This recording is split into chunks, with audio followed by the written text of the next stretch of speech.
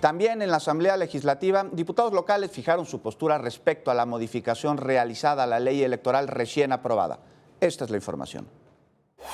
Luego que la nueva ley electoral fuera modificada mediante una nota aclaratoria publicada en la Gaceta Oficial del Distrito Federal, donde se sustituye el concepto de violencia política en razón de género para quedar solo como violencia política, los asambleístas reaccionaron a estas reformas. El presidente de la Comisión de Gobierno, Leonel Luna, dijo que se trató de un error de servicios parlamentarios, ya que lo publicado en la Gaceta no fue aprobado por el Pleno. Descartó que el hecho de que no se contemple el término de violencia política en razón de género vulnere los derechos político-electorales de las mujeres.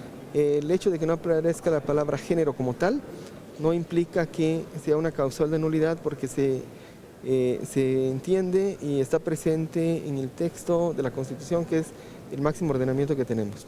Es decir, está asegurado ese precepto, considerado en la Constitución, y está asegurado también que si hay violencia política de género es causal de nulidad.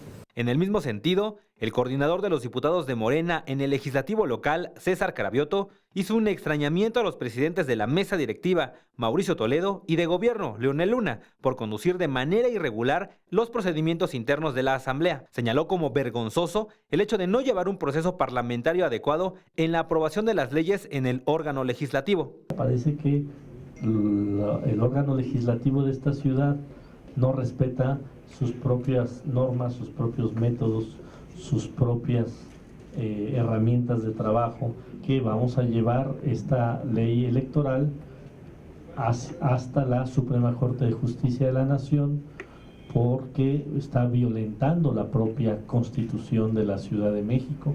Por su parte, el diputado Fernando Zárate del Partido Verde Ecologista de México aseguró que la única forma de revertir este asunto es que la Asamblea Legislativa desista de su nota aclaratoria. Edwin Hernández, 21 Noticias.